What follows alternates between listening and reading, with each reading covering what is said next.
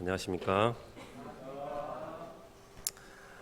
지난 6월 1일에 우리 바이블데이를 통해서 누가복음 말씀과 또 사도행전 말씀 이렇게 통독하게 하시고 하나님께서 많은 은혜를 허락해 주셔서 감사합니다. 6월 달이 영어로 준이잖아요. 준인데 하나님께서 6월 달에 바이블데이를 통해서 많은 선물을 이렇게 준비하셨습니다. 준비하셔가지고 많이 주신 것 같습니다. 네, 오늘은 특별히 또 한 가지 더 기쁜 소식이 있는데 우리 러시아에서 그동안 선교 역사를 열심히 섬기시고 선교 역사를 마치시고 우리 한국으로 이렇게 복귀하셨는데 우리 송아브라함 선교사님하고 우리 송사라 우리 선교사님이 광주 7부로 이렇게 오셔가지고 최종적으로 이렇게 정착을 하시게 되었습니다. 우리 7부에는 너무나 큰 경사인 것 같습니다. 네, 네. 두 분 환영의 박수 한번.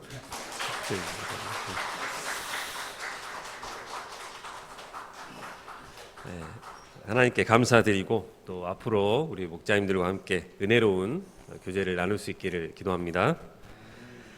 오늘 말씀을 시작하겠습니다. 오늘 말씀에서 세례 요한과 바리새인 시몬은 예수님의 행보를 놓고서 오해를 했습니다. 오실 그이가 아닌 것 같다, 선지자도 아니다 라고 생각을 했습니다. 반면에 죄를 지은 한 여자는 향유를 가지고 와서 예수님께 부음으로 여인의 삶의 전부 되심을 고백을 했습니다. 한 분 예수님을 두고서 왜 이런 차이가 나는 것일까요? 예수님은 한 비유를 통해서 그 사랑의 원인이 죄인으로서의 자기 발견에 있다는 것을 가르쳐 주셨습니다. 지금 우리의 가슴은 어떻습니까? 예수님께 대한 사랑으로 충만합니까?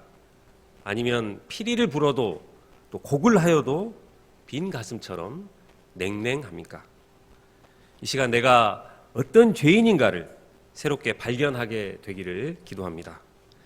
그리하여 예수님께 대한 뜨거운 사랑을 회복하는 시간이 되어지기를 기도합니다.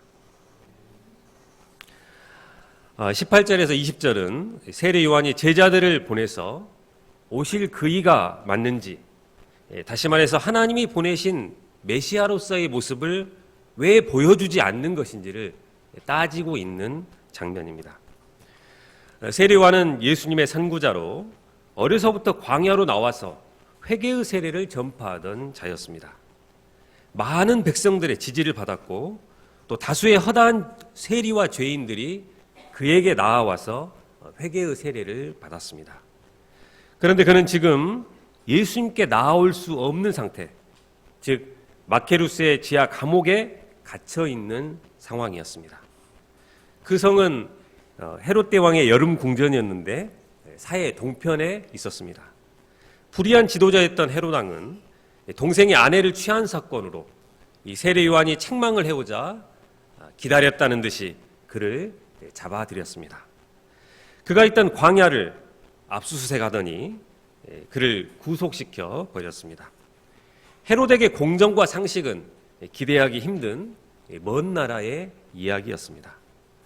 그는 헤롯에 의해서 감옥에 갇힌 신세가 되었지만 예수님께서 그 시대를 심판하시리라는 한 가지 소망이 있었습니다. 오직 예수님께만 그의 모든 관심이 집중되었습니다. 그는 제자들을 보내서 예수님에 관한 일거수일투족을 듣기를 원했습니다. 제자들은 예수님에 대한 핫한 소식들을 그에게 전달했습니다. 예수님이 세리 레위를 제자로 부르신 것, 그리고 세리와 죄인들과 함께 식사를 하신 것, 원수까지도 사랑하라고 하신 말씀을 전하신 것 등 이 최신 뉴스를 알잘딱깔센, 무슨 뜻인지 혹시 아십니까? 알잘딱깔센은 알아서 잘, 딱, 깔끔하고 센스 있게 라는 우리 MZ 용어입니다.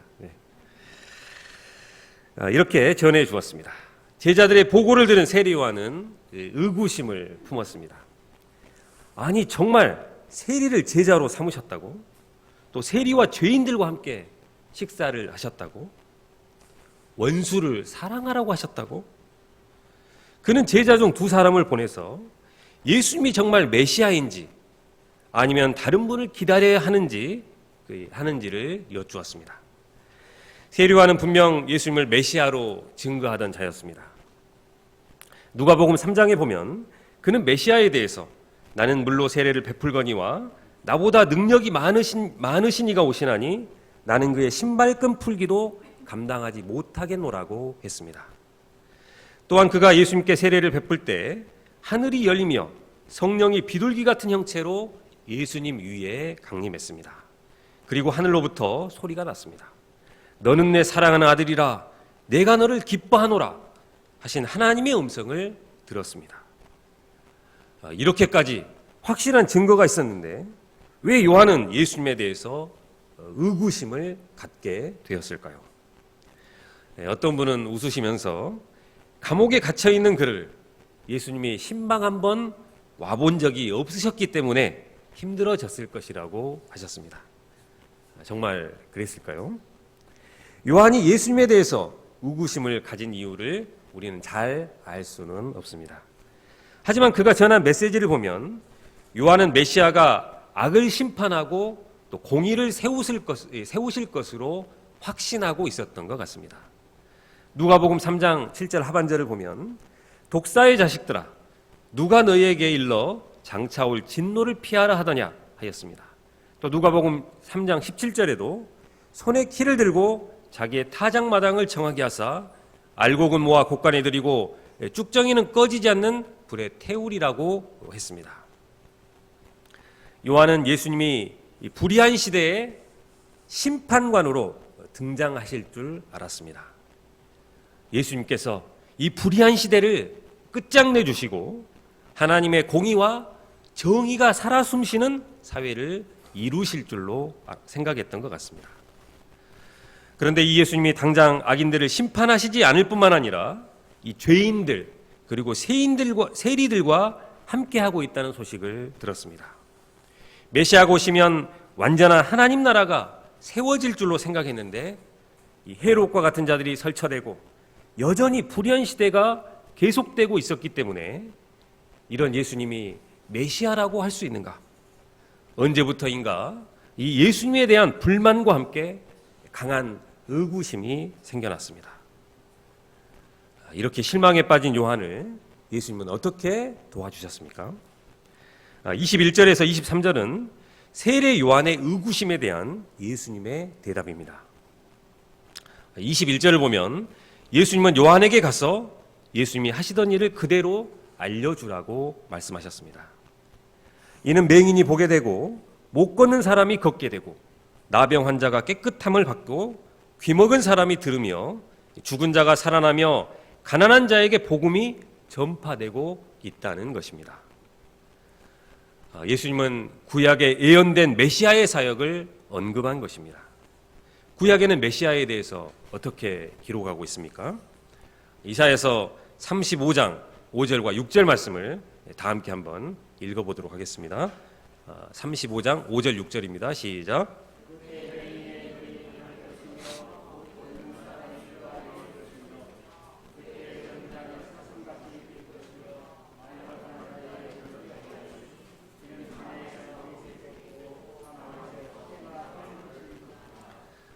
또 이사야서 61장 1절 말씀을 한 번 더 읽어보도록 하겠습니다.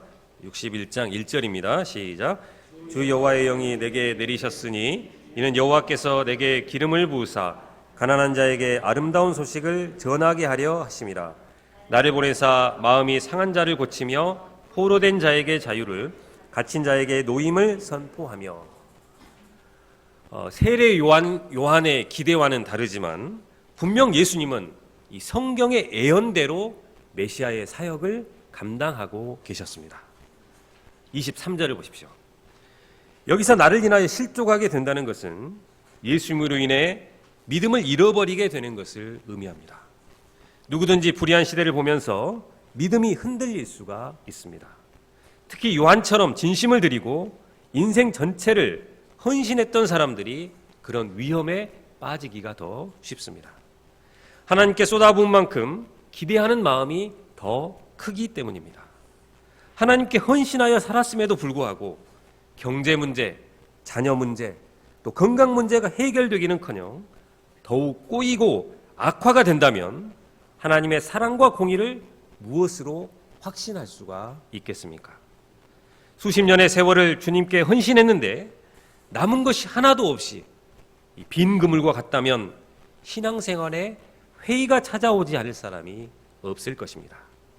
수없는 위기를 견디고 또 견디었는데 끝까지 해결될 기미가 보이지 않을 것 같으면 굉장한 회의와 아픔으로 되돌아올 수 있는 것입니다. 세리요한의 고민은 헌신하는 사람들이 겪게 되는 아픈 모습의 하나입니다. 예수님이 내 인생의 메시아가 되기는 하시는가? 세상이 약해질수록 그런 소리들은 점점 커져만 갑니다. 이때 우리는 무엇을 해야 합니까? 네, 우리도 성경을 보아야 합니다. 하나님의 하시는 일이 무엇인지 다시 성경을 들여다 보아야 합니다. 보이는 현실보다 먼저 예수님을 바라보아야 실족하지 않습니다. 예수님이 하시는 말씀과 일이 우리의 소원이나 이해와는 다를지라도 늘 열린 마음으로 받아들이고 순종할 때 우리는 실족하지 않을 수 있습니다. 그렇게 실족하지 않는 자가 복이 있습니다. 요한이 메시아에 대해 의구심을 품게 되었을 때 예수님은 분별력이 없다고 그를 공개적으로 나무라거나 또 내치지 않으셨습니다. 오히려 그가 얼마나 위대한 사람인가 그를 칭찬해 주셨습니다. 우리는 여기서 위대한 선지자였던 세리요한도 이런 의심을 한 것으로 인해 위로를 받을 수가 있고 또 이런 요한을 오히려 칭찬해 주시는 예수님으로 인해서 더욱 은혜가 무엇인가를 발견할 수가 있습니다. 예수님은 무려 24절에서 30절까지 지나치다 할 정도로 세례 요한의 사역이 얼마나 위대한 사역인지를 설명해 주셨습니다. 당시 유대 땅에는 자신의 일신의 부귀와 안락을 위해서 이 바람 앞에 선 갈대와 같은 자들이 많이 있었습니다. 바람이 불기도 전에 알아서 넙죽넙죽 엎드렸습니다. 그러나 세례 요한은 이런 어용 종교 지도자들과 같이 권력의 아부에서 왕국에서 한 자리 차지한 그런 자가 아니었습니다. 26절 하반절을 보면 예수님은 요한이 선지자보다 훌륭한 자라고 칭찬했습니다. 또 28절을 보면 여자가 낳은 자 중에 요한보다 더 큰 이가 없다고 말씀하셨습니다. 여자가 낳은 자라면 모든 인류를 말하고 있는 것입니다. 역사상 살았던 그 어떤 사람보다 요한이 가장 위대한 종이라는 것입니다. 물론 이 말씀은 요한이 구약시대에 살았던 모든 선지자들보다 업적 면에서 더 뛰어난 사람이라는 말씀은 아닙니다. 업적 면에서는 모세나 엘리야나 또 이사야, 에레미야 같은 사람들이 더 많은 일을 했고 또 고난도 오랫동안 더 많이 받았다고 할 수 있을 것입니다. 여기서 요한이 위대하다는 것은 그리스도와의 관련성 때문입니다. 그의 위대성은 그리스도의 선구자라는 그의 사명에 기인하고 있습니다. 요한은 구약의 세례를 베풀던 자였습니다. 요한은 구약의 선지자들이 그토록 갈망하고 또 보고 싶어 했던 그 그리스도의 길을 바로 직전에서 예비하던 자였습니다. 그리스도를 직접 만났습니다. 또 그리스도에게 세례를 베풀었습니다. 그런 점에서 그는 모든 선지자보다 뛰어난 선지자였던 것입니다. 모든 선지자보다 뛰어난 이 세례 요한의 사역으로 말미암아 백성과 세리들은 이 요한의 세례를 받았고 그들은 말씀을 듣고 하나님을 의롭다고 고백했습니다. 그러나 바리새인과 율법 교사들은 자신이 의롭다고 생각해서 이 세례 요한의 세례를 받아들이질 않았습니다. 그들은 정말 죄인이 아니기 때문에 세례를 받지 않아도 되는 것일까요? 누가는 그렇지 않다고 단언하고 있습니다. 세례를 받지 아니함으로 자신들을 위한 하나님의 뜻을 저버렸다고 기록하고 있습니다. 이는 그들도 똑같이 이 회개의 세례를 받아야만 하는 죄인들이었다는 것입니다. 31절에서 35절은 그 시대에 대한 예수님의 평가입니다.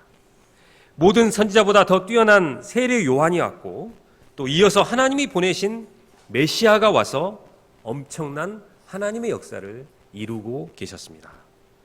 그러나 이런 놀라운 하나님이 역사하시는 때에도 여전히 하나님의 뜻을 저버리는 이 바리새인과 율법 교사와 같은 자들이 있었습니다. 예수님은 이 시대 사람들을 비유로 피리를 불어도 춤추지 않고 곡을 하여도 울지 않는 자들이라고 말씀하셨습니다. 당시 이스라엘의 아이들은 이 장터에서 결혼식 놀이와 또 장례식 놀이를 했습니다. 결혼식 놀이에서 한 편이 피리를 불면 다른 편은 곡조에 맞추어서 춤을 추었습니다. 또 장례식 놀이에서는 한 편이 곡을 하면 다른 한 편은 울면서 가슴을 쳤습니다. 그런데 어떤 아이들은 피리를 불어도 춤을 추지 않았고 또 곡을 하여도 울지를 않았습니다. 요즘 말로 리액션이 중요한데 이 리액션을 전혀 하지 않으므로 흥이 깨져서 서로 불평하고 원망을 한다는 것입니다. 예수님은 그 당시 이 종교 지도자들이 이런 게임의 룰을 따르지 않는 어린 아이들 같다고 하신 것입니다. 그들은 세례 요한이 와서 광야에서 금식하면서 이 회개의 세례를 전파할 때는 떡도 먹지 않고 또 포도주도 마시지 않는 금식 귀신이 들렸다고 했습니다. 그리고는 예수님이 와서 제자들과 함께 늘 잔치를 하자 먹기를 탐하고 또 포도주를 즐기는 세리와 죄인들의 친구라고 비방을 했습니다. 오늘날도 우리가 열심히 복음을 전하지만 변화되지 않는 자들을 볼 때 적잖이 이렇게 낭망을 하시는 분들이 계십니다. 세상에는 662 법칙이 있다고 합니다. 만약 10사람이 있다면 6사람은 나에게 무관심하고 2사람은 나를 신뢰하고 지지해주는 사람이 있다면 2사람은 반드시 나를 무조건적으로 반대하는 사람도 있다는 것입니다. 그런데 세례요한과 예수님이 이렇게 합심해서 섬겨도 받아들이지 않는 자들이 있었습니다. 그러니 우리는 좌절하고 낭망하지 않아도 됩니다. 예수님은 35절에서 이 사건의 결론으로 말씀하십니다. 35절을 보십시오. 지혜는 자기의 모든 자녀로 인하여 옳다함을 얻느니라. 자기의 모든 자녀는 예수님을 영접하는 자들을 가리킵니다. 이 말씀은 아무리 이 세대가 예수님을 영접하지 않고 비난할지라도 예수님을 영접한 이 소수의 자녀들을 통해서 예수님과 예수님의 가르침이 옳다는 것이 드러나게 된다는 것입니다. 우리도 이런 믿음이 있을 때 받아들이지 않는 자들, 또 변화되지 않는 자들을 인해 낭망하지 않을 수 있습니다. 흔들리지 않고 복음을 증거할 수가 있습니다. 이 시대도 예수님의 말씀이나 복음에 대해서 아무런 관심이 없는 세대입니다. 우리 목자님들이 매주 토요일 캠퍼스에서 전도지와 물티슈를 나눠주고 있지만 학생들일수록 무시하고 지나쳐 버린다고 합니다. 복음을 전하는 자들을 비난하고 조롱하는 세대입니다. 우리는 이런 시대에 기가 죽고 또 무기력하게 지내기가 쉽습니다. 그러나 예수님의 말씀을 통해서 분명한 철학을 갖고 소수이지만 예수님의 자녀들인 우리 한 사람 한 사람을 통해서 세상 가운데 하나님의 영광이 드러나게 될 것입니다. 우리를 통해서 예수님이 옳다고 증거될 것입니다. 우리가 이 예수님의 소망을 영접하고 세상에서 예수님이 옳다는 것을 분명히 드러내는 자들로 살아갈 수 있기를 기도합니다. 36절 말씀을 보십시오. 오늘의 두 번째 사건입니다. 한 바리새인이 예수님께 자기와 함께 잡수시기를 청했습니다. 40절을 보면 그의 이름은 시몬이었습니다. 당시 바리새인과 예수님과 사이는 좋지가 않았습니다. 이런 분위기 가운데 예수님을 초청한 것만 보면 그는 바리새인이었지만 나름 편견에 얽매이지 않고 열린 마음을 가진 자 같이 보였습니다. 예수님은 바리새인의 초대라고 물리치지 않으시고 그의 집에 들어가 앉으셨습니다. 그런데 그때 사건이 발생했습니다. 죄 지은 한 여자가 예수님의 소식을 듣고 찾아온 것입니다.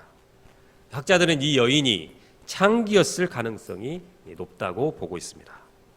그녀는 식사를 하고 있는 자리에 찾아와서는 예수님의 뒤에 서서 돌연 눈물을 이렇게 뚝뚝뚝 흘리더니 머리털로 예수님의 발을 닦고 그 발에 입을 맞추고 향유를 부었습니다. 요즘 같으면 예수님이 무슨 잘못이라도 한 줄 오해하기가 쉬운 행동이었습니다. 바리새인 시몬은 이를 보고 이렇게 생각했습니다. 이 사람이 선지자라면 저 여자가 어떤 자였는지 알았을 것이고 저런 일을 하도록 가만히 두지 않았을 것이다.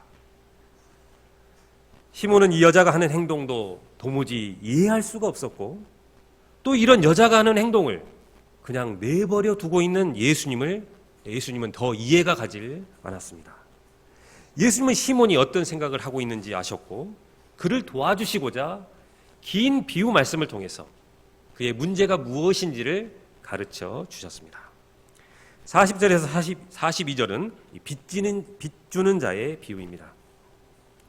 다 같이 41절, 42절 말씀을 읽어보겠습니다. 시작.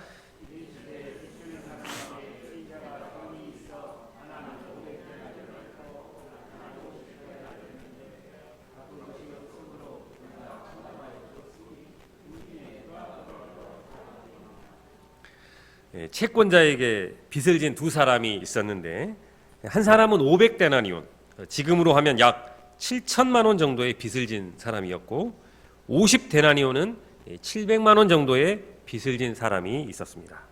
그들은 도저히 그 빚을 갚을 수 없는 상태에 있었습니다. 그래서 빌려준 채권자는 큰 마음을 먹고 두 사람의 빚을 모두 탕감을 해 주었습니다.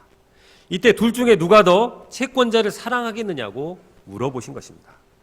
예수님의 질문에 시몬은 당연히 많은 빚을 탕감받은 사람이라고 대답을 했습니다.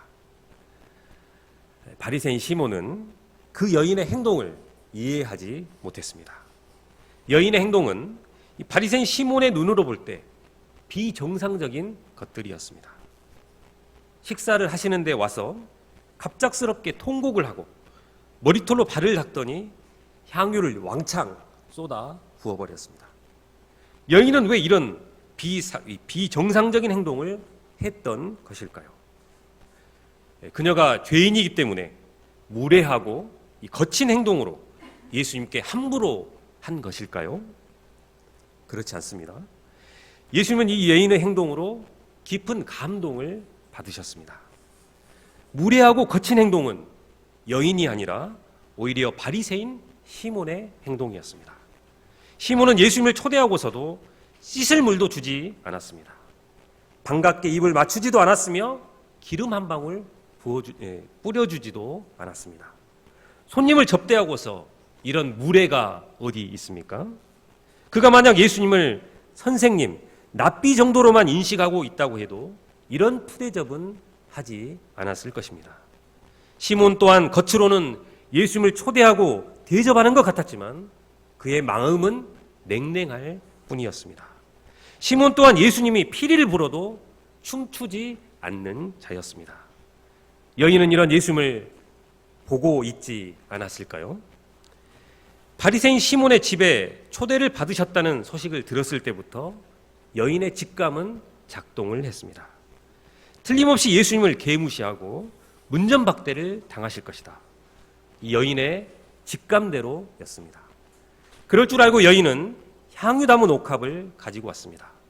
그러나 죄인인 그녀가 할 수 있는 것이라고는 아무것도 할 수 없었습니다.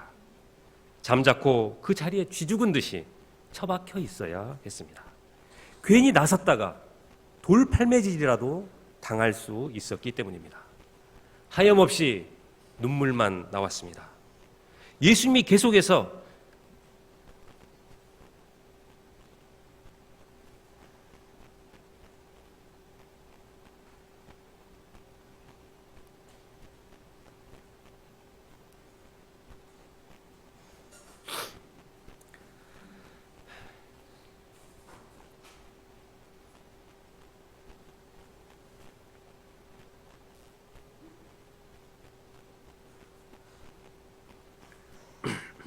죄송합니다. 여인이 계속해서 예수님이 계속해서 이런 거지 같은 대접을 받고 있을 때 여인의 마음에 분통이 터졌던 것 같습니다. 여인은 자신의 안전은 뒷전이 되어버렸습니다. 울면서 눈물로 그 발을 적시고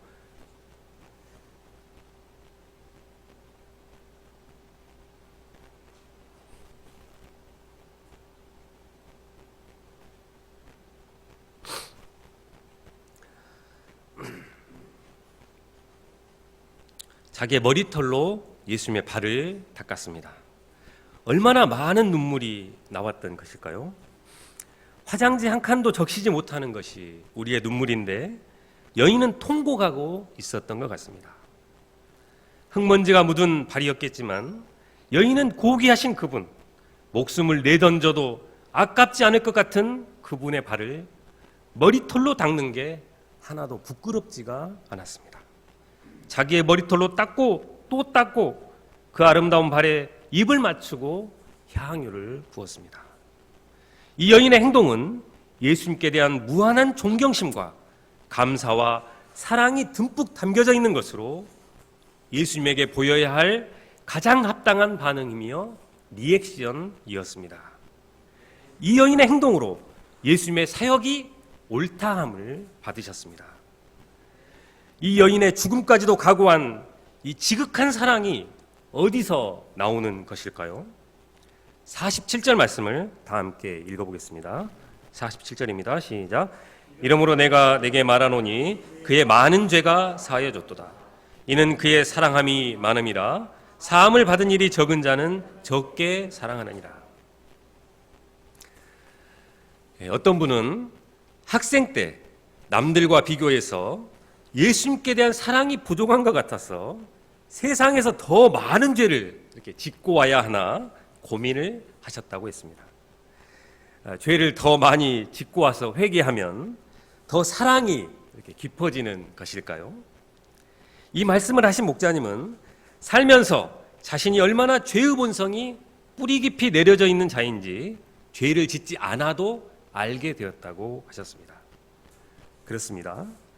엄청난 죄를 지어도 자신의 죄가 얼마나 큰지 모르는 양심이 작동하지 않는 죄인도 있는 반면에 작은 죄라도 그것이 얼마나 하나님을 슬프시게 하는 큰 죄인가 문제의식을 갖고 벌벌 떠는 사람도 있습니다.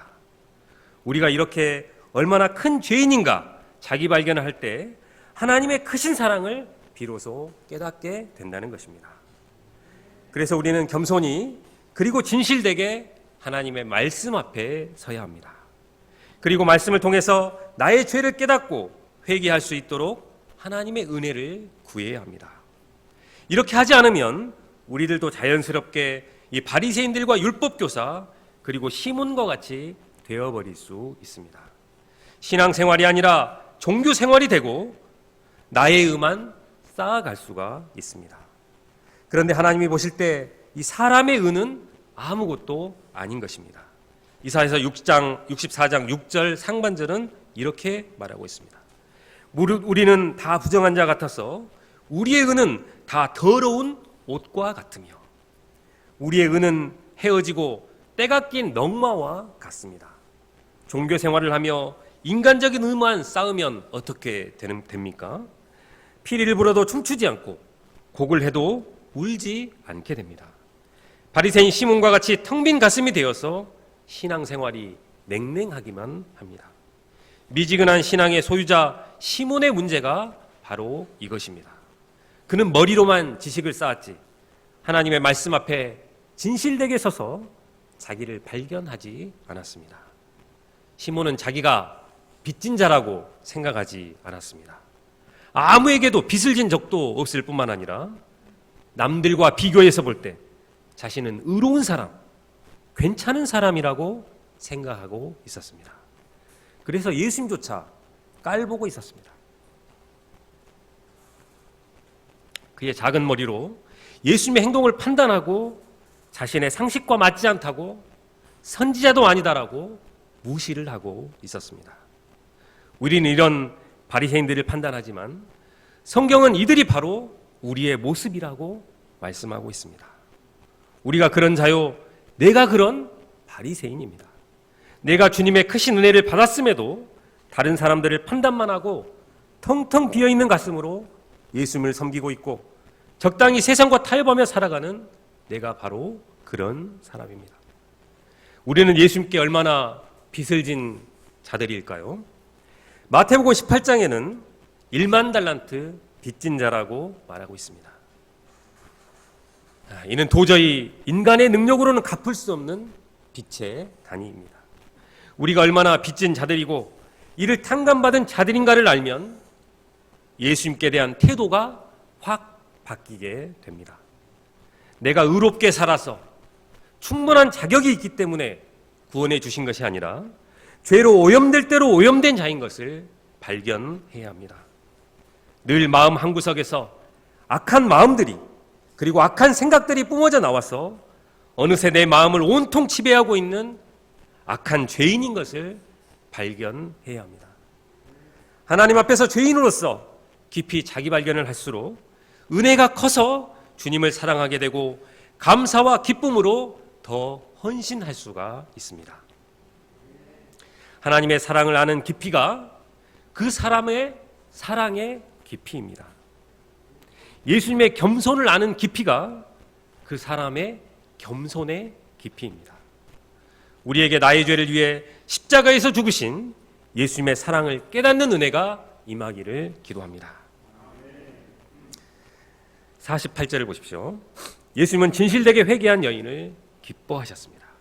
그리고 그 여인을 축복해 주셨습니다. 당시 창기라고 추정되는 이 여인, 죄를 지은 한 여자에게 가장 필요한 것이 무엇이었을까요?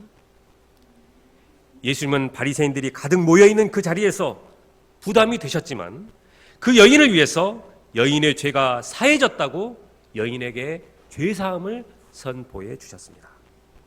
세상에서는 비록 죄인으로서 낙인이 찍혔을지라도 예수님은 그녀의 모든 죄가 사해졌다고 분명하게 선포해 주셨습니다. 죄사함과 함께 그 여인의 믿음을 인정해 주시고 구원받은 자라고 인정해 주셨습니다. 죄 지은 한 여인이 향유 부은 사건은 훈훈하고 향기로운 이야기로 마무리되고 있습니다. 결론적으로 지금 우리의 가슴이 뜨겁지 않고 냉랭하기만 하다면 예수님이 말씀하신 대로 우리가 얼마나 빚진 자인가 새롭게 자기 발견을 해야 할 것입니다. 여인의 예수님을 향한 아름다운 사랑은 죄인된 자기 발견에서 나온 것입니다. 우리가 1만 달란트 빚진 자로서 자기 발견을 하고 예수님을 뜨거운 마음으로 사랑하고 섬기는 자들이 될 수 있기를 기도합니다. 47절 말씀을 다 읽겠습니다. 시작. 이러므로 내가 네게 말하노니 그의 많은 죄가 사하여 줬도다. 이는 그의 사랑함이 많음이라. 사함을 받은 일이 적은 자는 적게 사랑하느니라. 하나님 아버지, 오늘 말씀을 통해 여인의 지극한 사랑이 어디서 나오는지 배우게 하심을 감사합니다. 우리가 하나님 앞에 얼마나 큰 죄인인지 새롭게 발견케 하시고 1만 달란트 빚진 자로서 예수님을 더 뜨겁게 사랑하고 섬기는 자들이 되게 하시기를 기도합니다. 예수님의 이름으로 기도합니다.